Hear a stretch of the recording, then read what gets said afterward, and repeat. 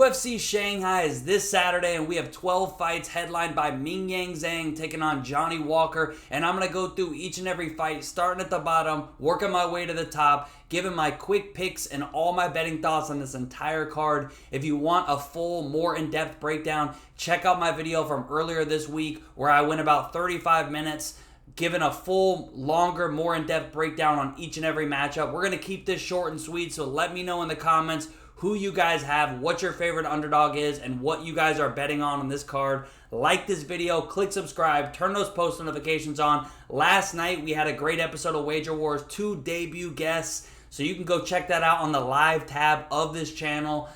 We do that every Thursday at 8 p.m. Eastern. Sometimes we change around the time, but that's the usual time. So if you missed that, go to the live tab of this channel, check that out. Do not forget to subscribe. It helps out the channel a lot. A lot of my viewers are not subscribed. Help me out. I don't ask for $1 from you guys, but it really helps out the channel, helps me find more people that love MMA, that want to talk betting. And if you do want to help out the channel, or you're just looking for a new sports bet, check out Bet105. Use my code CodyMMA. Check out some of their promotions. I'm going to give you a free 50 when you sign up, and you can use that towards your bets. Great book, quick payouts. They don't limit winners. I can definitely vouch for them. Go check them out. Use my code CodyMMA, Cody with a T. Let's get into it, man. First fight on the card, we got DR Nergoze taking on Uran Saltiabayev. If you got in on DR at like plus 250, like it seems like everybody on Twitter did, you did your job. Great, great job. I think that line was super wide, but at this point, I think it's pretty accurate. I think Saltiabayev should be a small favorite. I was more impressed with his debut. Nergoze, ultimate choke, one of the biggest of the year, if not the biggest. Could have been a one-off, could be some weird, conspiracy there. Who knows? All I know is it was an absolute abysmal performance. But even outside of that, I think it's a pretty closely matched up fight. I think Saltiabayev is the better striker. They're probably going to primarily strike. So I'll go Saltiabayev decision. It probably is competitive. So if you got a great number on Nergoze, I think you did your job. It's just a pass from me. We move on to another fight that has gotten a lot of betting, a lot of, underdog love, it seems. Long Xiao taking on Su Yong Yu, and I totally do get it. If you got like plus 160 on Long Xiao, again, I think you did your job. I think this is a close fight. It's probably going to decision. Two durable guys. We've seen, both get hurt. We've seen Xiao get finished a couple times, but, I think both these guys are durable. I think they actually, are on the better end of their road to the UFC, signees. But at the same time, I still want to see some more from somebody like you, who is still a little bit of a favorite here. Kind of seems a little one-dimensional. I do think Xiao has the striking advantage, but we have seen him get taken down. It's a very close fight for a reason in my eyes. I will slightly lean on the U side, but I do think, the only way I would have bet this if I would have got that early line on Xiao. So I'll take U decision. But we move on. It is just a pass for me. We got the biggest favorite on the card, Yeiz taking on Weston Wilson. And we went into this on Wager Wars and on my longer breakdown. But look, I get it. Weston Wilson, he's not a great fighter. He's a noodle, okay? He's 36 in the division.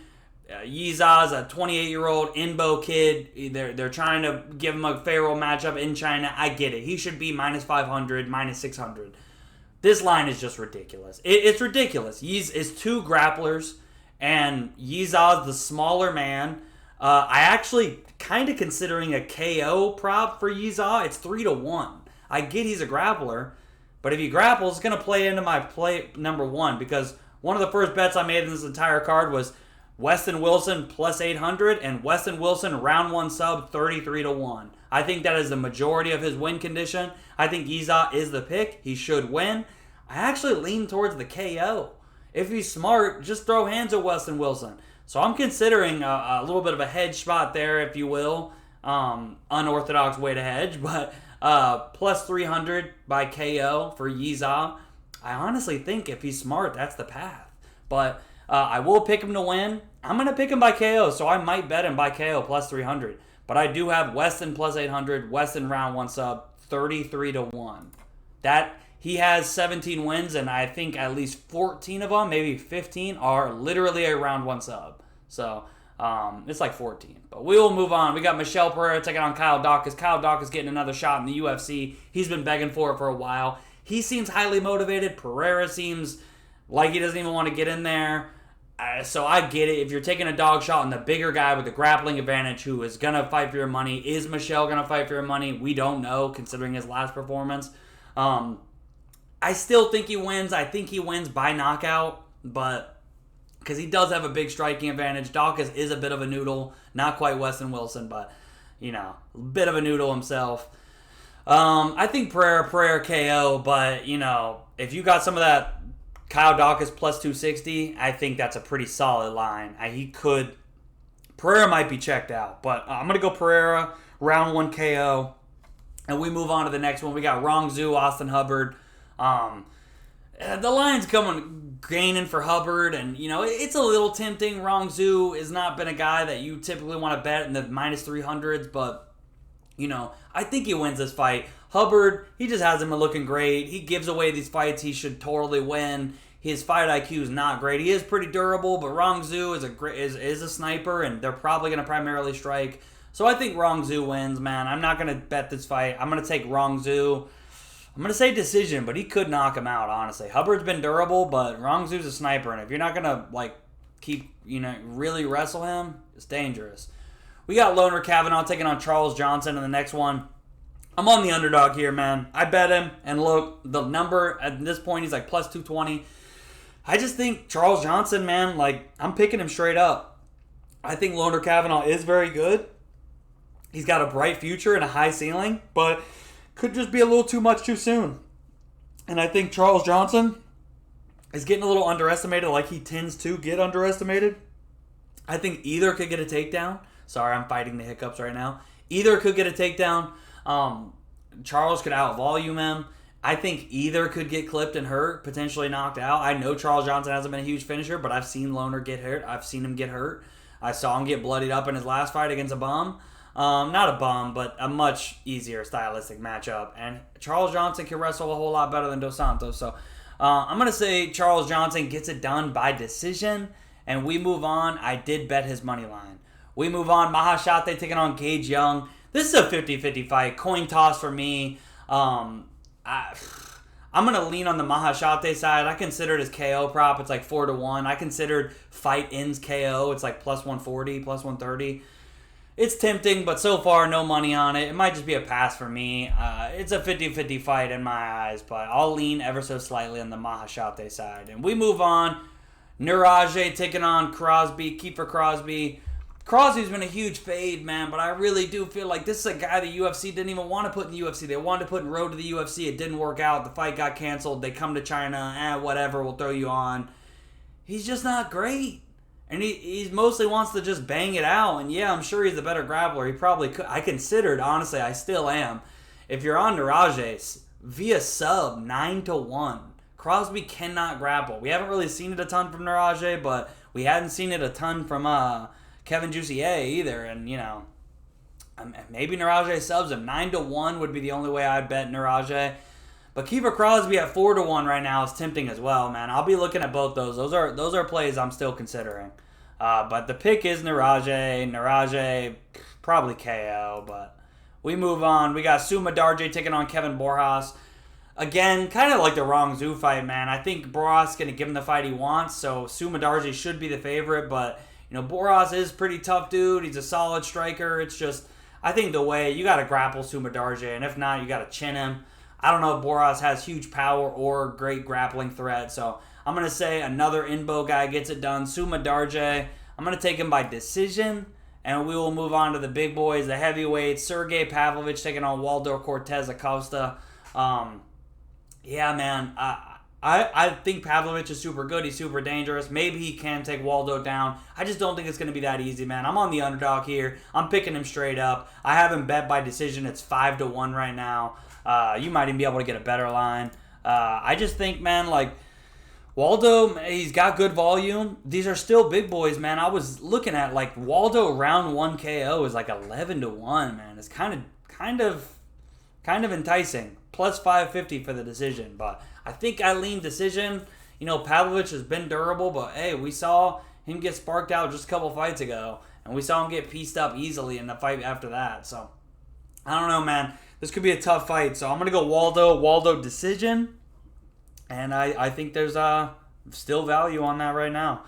Moving on to the co-main event, man. This fight was almost canceled. Now it's 155. I mean, it's just all over the place. Look, man, I think Aljo's a better fighter. He's one of the greatest bantamweights of all time. This is up basically 2 weight classes. Even worse than that, he didn't have, notice. Ortega just mid-weight cut fell or something, and now all of a sudden, he looked like shit, but hey, I saw him look like shit in the Korean Zombie fight. I saw him look like shit in the Moicano fight, and how those fights work out. Is he pulling another, he's been acting some on the side. Is he doing an acting job at the weigh-in there? I don't know, man. But I will say, it's a little tempting looking at Ortega at 4-1. I think that's a little ridiculous, plus 350, whatever it is right now. The boxing could be pretty dangerous. He could snatch a neck. I think Aljo gets the takedowns. I think Ortega is absolutely done with the weight class, and I don't think he's completely acting. But he could be overselling it a bit because, the UFC is cracking down on the weight missing. They did just cut Brian Battle. But I'm going to say Sterling decision, but definitely dog or pass. We move on, main event, and I hate to say it, but I think this one has to be dog or pass as well. Johnny Walker, Mingyang Zhang. Look, I think Zhang knocks him out in the first round, man. But Johnny Walker, his chin's gone, but if he lands first, he could knock Zhang out. Zhang's been knocked out several times. He's been out grappled several times. You got to think Walter Walker's in Johnny's ear, brother, grapple this guy. We saw Mingyang Zhang. He's on a crazy run right now, but man, it had to be pointed out. This man got knocked out by Oscar Mozov. The dude with the fake record, they had to go back and change his record because it's just absolutely fake. Yeah, this guy with the came to the UFC and they cut him for being an absolute fraud. He knocked him out. Zhang can be knocked out. He can be out grappled. I think he wins. I think the UFC knows what they're doing, giving him a guy with no durability in China who's just going to bang it out most likely. But hey, maybe Johnny Walker flips the script and shoots a takedown, man. I don't know, but it's probably just a pass for me, man. No bet, but it is definitely dog or pass in the co-main and main event in my eyes. That's it for me, man. I got Weston Wilson 8-1. I bet that round 1 sub 33-1. I bet Waldo decision at 470 and then sprinkled it again at 5-1. And then or 550, it is that is line is there right now. So you can take 550 right now. I think FanDuel and DraftKings. Johnson, yeah, I mean he's plus 220. I bet him at plus 185. I'm considering a sprinkle more, just adding a little bit to my ownership there. I'm considering Crosby, Naraj by sub. This fucking Mahashid fight ends KO. There's some more props I'm considering. I'll tweet them out if I play them, but that's where I'm at right now. Like this video, click subscribe, turn those post notifications on. Don't miss Wager Wars from last night if you have some time to burn before the fights. They start at 3 a.m., so either stay up, wake up, whatever you do. I will catch you guys later. Enjoy the fights, make some money.